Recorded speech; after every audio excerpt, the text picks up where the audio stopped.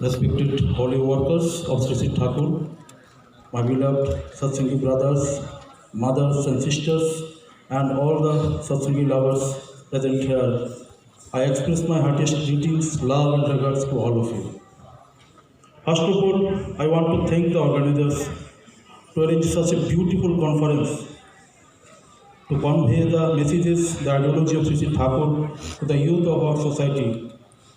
If the ideology, the dreams of Sri Sri Thakur is to be materialized, then this youth must come forward and understand the ideology of Sri Sri Thakur, accept him in their life and follow him.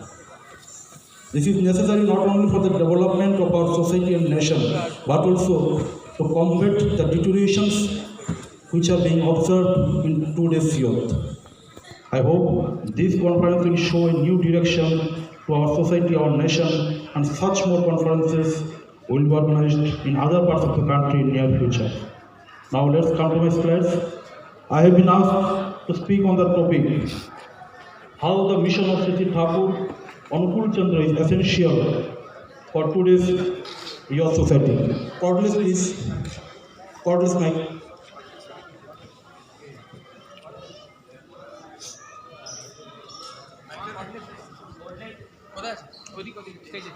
I have prepared my slides mainly on three parts. In the first part, I will try to explain how these deteriorations are increasing day by day, how they are destroying our youth.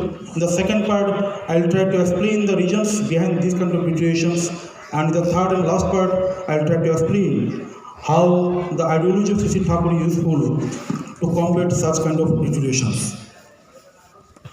So as we are talking about, let's know who are you. According to UNESCO, the youth are those people who are between the age group of 15 to 24 years age. But according to our National Youth Policy in 2014, the age group is a little bit different. It is 15 to 29 years of age. But I think it's not about age.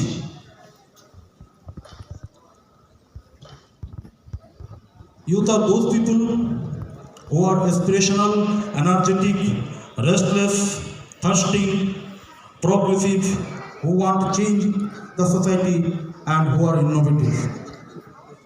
Excuse me, this is not the slide.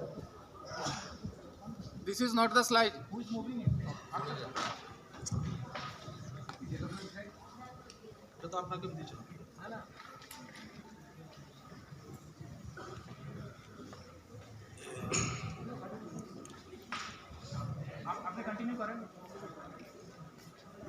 So he is our Acharya Sri Sri Dada, the grandson of Sri Sri Thakur. Though he is 87 years old, but he is still as charming, as energetic, as hardworking as a 20 years man.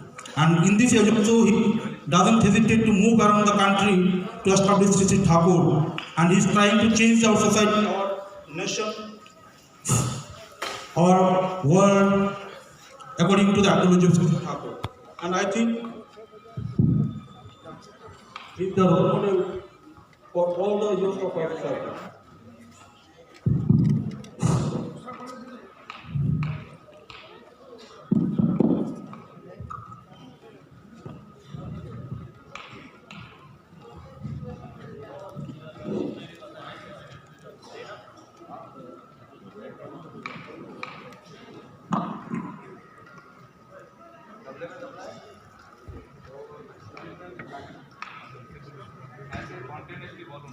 Okay, so we are very fortunate that our country is having the largest youth containing population in the world. Around 40% of the total Indian population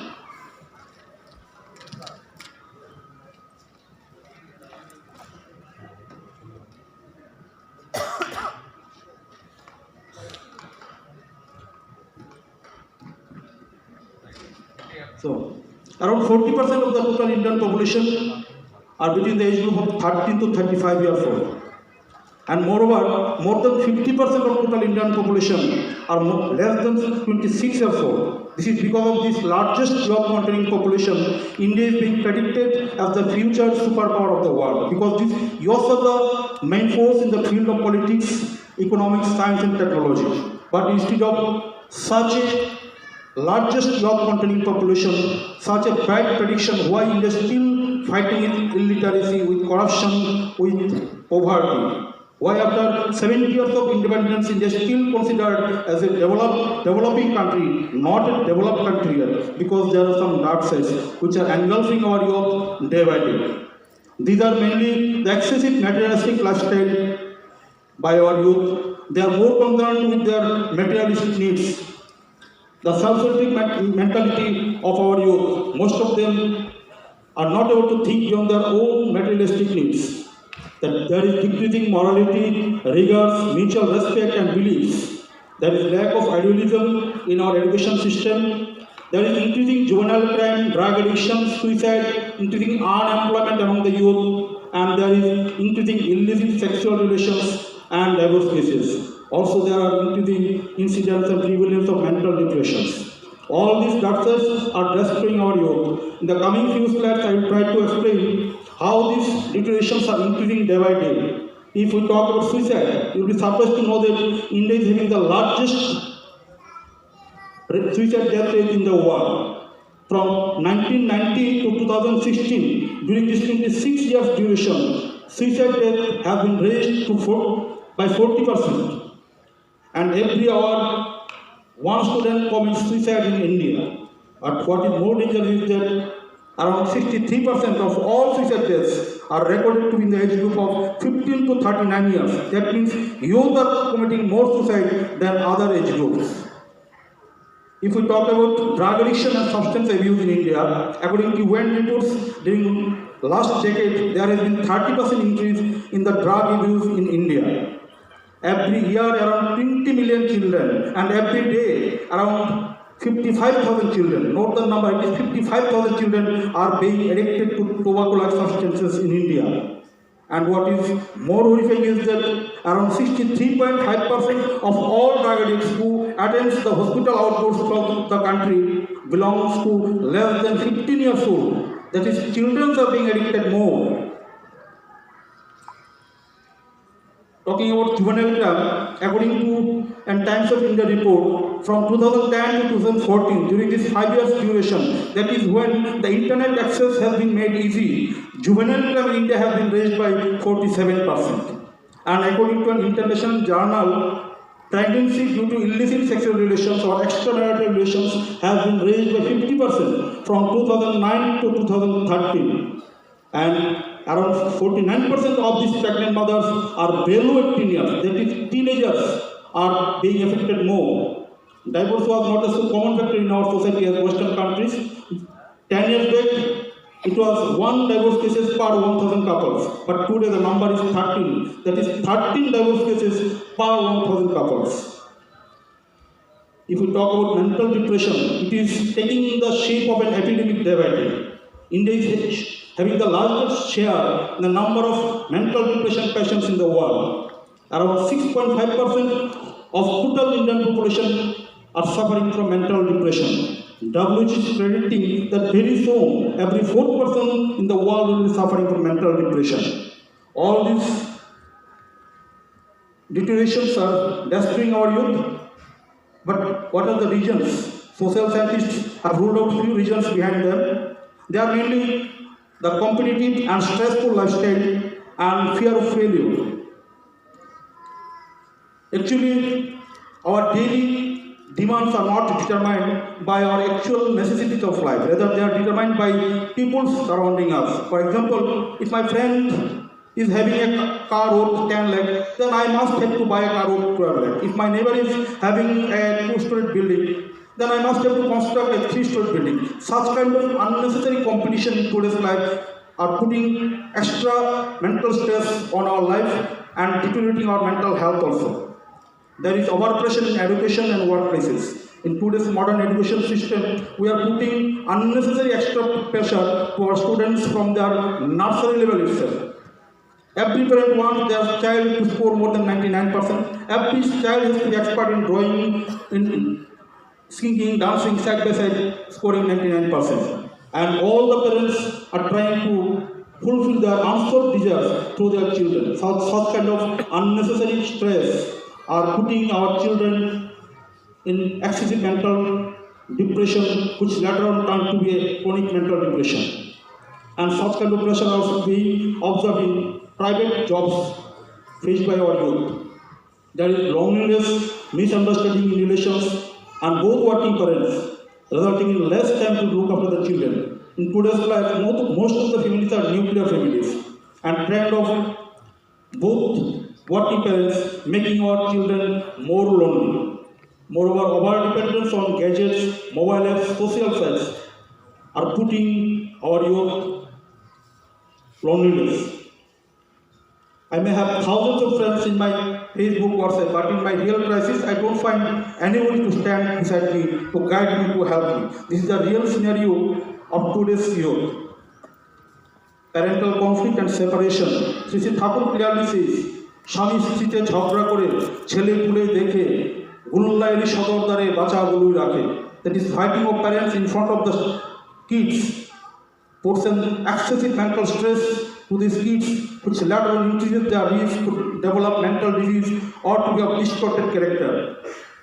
Education system without idealism. The motto of our modern education system is to produce mark-scoring robots, which later on develops to money-earning robots. There is nobody in schools, colleges, universities to teach how to lead a meaningful and balanced life. Sri Thakur says, শিক্ষকের নাই ইষ্টের টান কে জাগাবে ছাত্রের প্রাণ. If the teacher is not having loving attachment to any living ideal, how he or she is going to teach the students the way of life? Then comes pornography and violence in cinema and internet. The easy and excessive access to internet to children from their early age makes them exposed to pornography and violence in their immature mental stage. In today's life, this is a prime cause for mental distortions of our children. Lack of loving attachments. In today's modern life, we are more concerned with our materialistic needs and ignoring the loving attachments with our dear ones. And we are becoming alone day by day. And the last and most important cause is lack of spiritual practice in personal and family lives.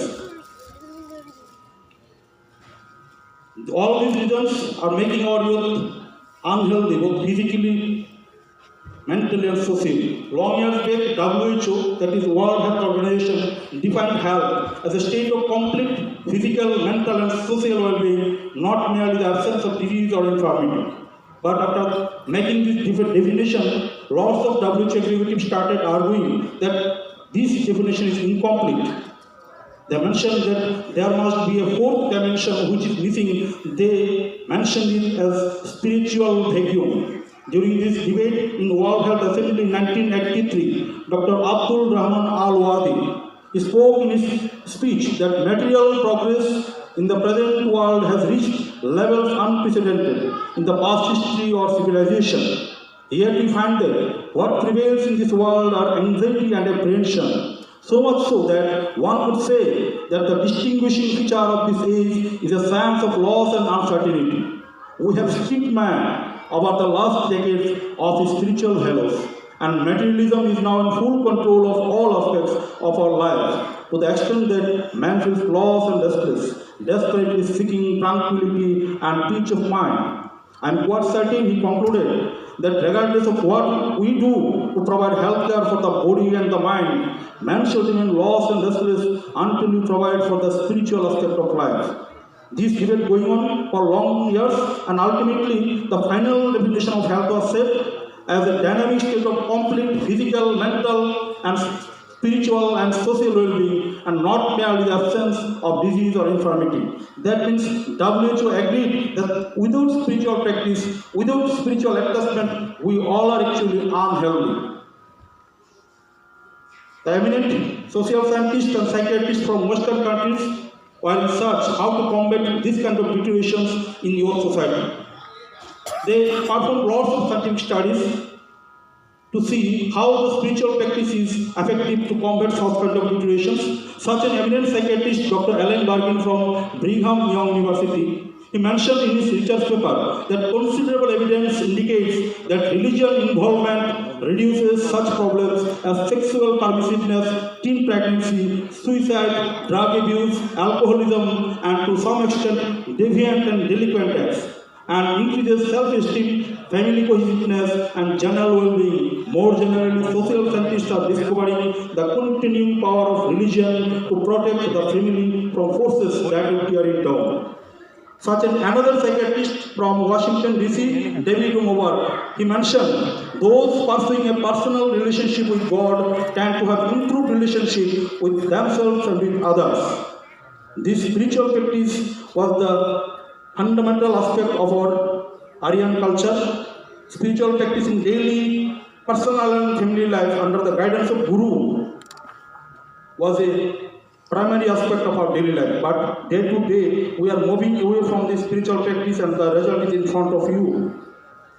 After 70 years of independence, there has been tremendous increase in the numbers of schools, colleges, universities, degrees. But on the other hand, we are losing our humanity, our morality, our mutual respect, mutual love. There has been manifold increase in the numbers of police stations, police personnel, army battalions, jails, courts, judges.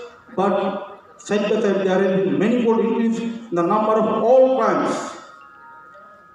So many prophets, saints, Guru took advantage in our country. They delivered so many holy books, holy speeches, holy advices. But in spite of all such mechanisms, why our youth are in such condition? Why there is so much deterioration in our society, in our youth? The answer is given by Sri Sri Thakur in Shaktanusaran.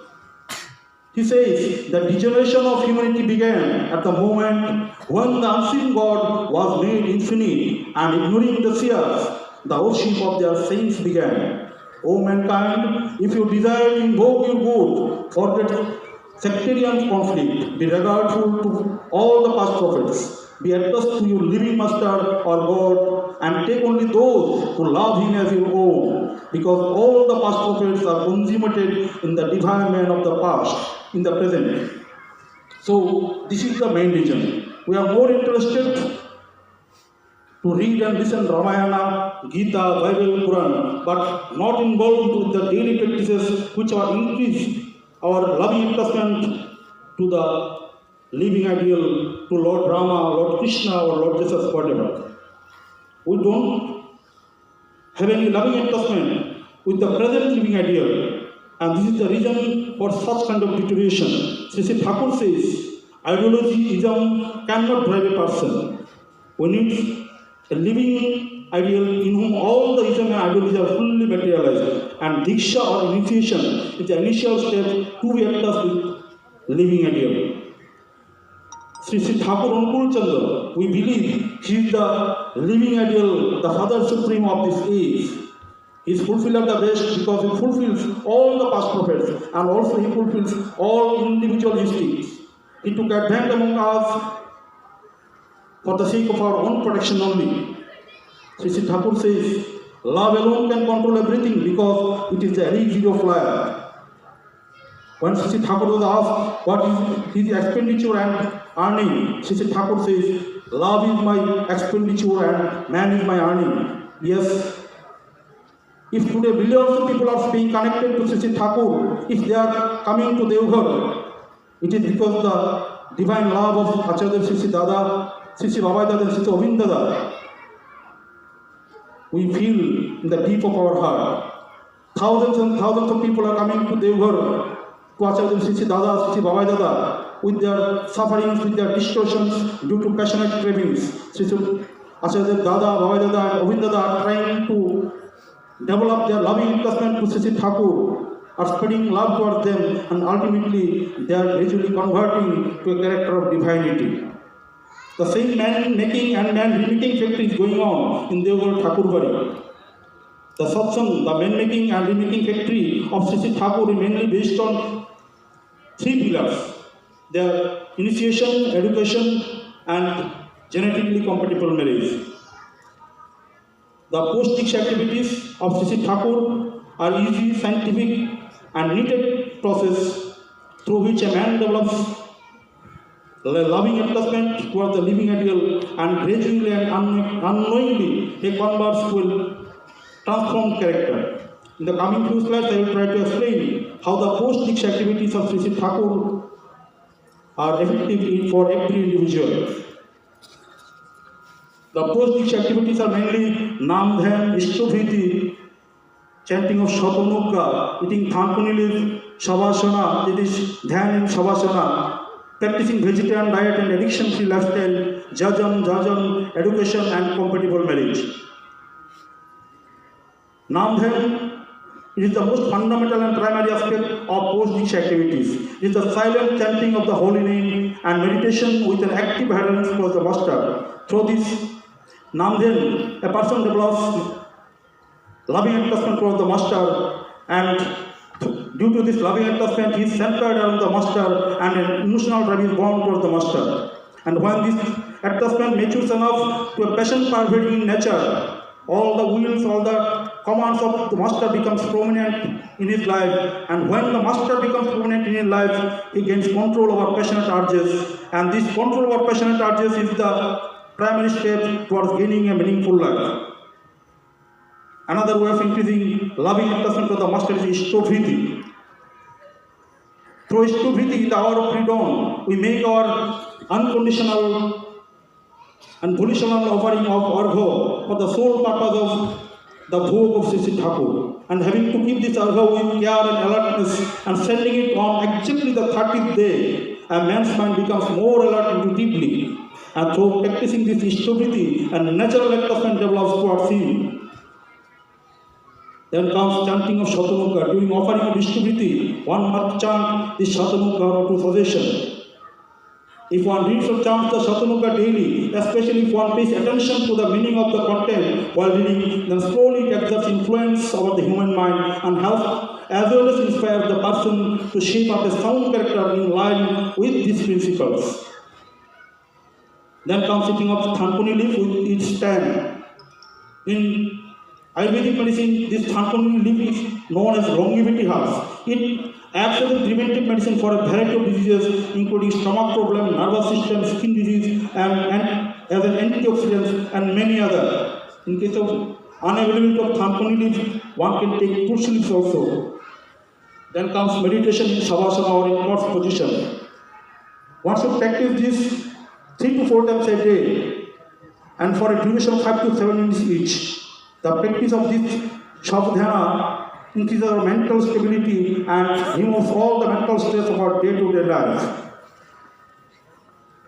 Then comes practicing vegetarian diet and addiction-free lifestyle. The role of vegetarian diet for a healthy and long-lasting life is beyond any doubt in today's life. And for the sake of pleasing Acharya Sri Dada or Sri Baba Dada, lots of us have given up their addictions. Then few words regarding jajan and jajan. Jajan can be expressed as one on very simply that existential thought, and jajan is expressed as to serve one's environment for both words and deeds so that others' lives are exalted towards the ideal. To make our life more stable and expansive, Sri Thakur has put an extra stress on education and compatible marriage. Education is not the literation.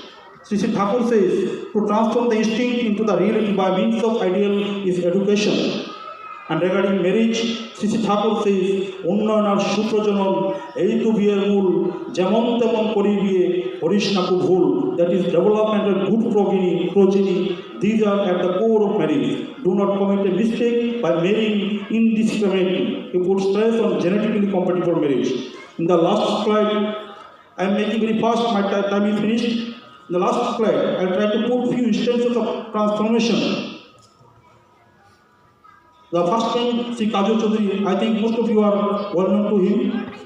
In his early life, he was leading an aimless life, running after political leaders, was addicted to alcohol, gambling, and many other activities. But suddenly and luckily one day came in touch with Sri Baba Dada, was inspired to take initiation, and he started practicing all these post-Diksha activities. And today he is totally a transformed man and working as a SPR of Sri Thakur. The second man is Sri Nupur Ranjan Dev Verma from my state itself. In his initial life, he was involved with terrorism and insurgency in my state. But he also luckily was initiated with Sri Thakur and started practicing Nam Dhyan Ishtamit and all these activities. He came in touch with Sri Baba Dada, and today he has come out from this dark life along with many other youth of our tribal society. And he is also working as an SPR. The third man, Sri Shomirpal from my state, he was actually one of my patients. He was suffering from chronic mental depression, and he expressed to me that he tried committing suicide several times. I insisted him to take initiation, and after several attempts he was initiated. He started practicing Nam Dhyan Ishtamiti, and today he is leading a happy and divine life and attending satsangs regularly. The fourth man, Sri Onish Ghosh from my home place, just 1 year back, he was very much addicted to alcohol, gambling, and leading an unhealthy life. But he came in touch with Sri Baba Dada, who was initiated, and 1 year back he took Shastuni Vrato, and today he has given up all his addictions and attending satsangs regularly. That much, thank you everybody for your passionate listening, and thank you the organizers. I hope some of the parts of my presentation will be helpful for you. Thank you.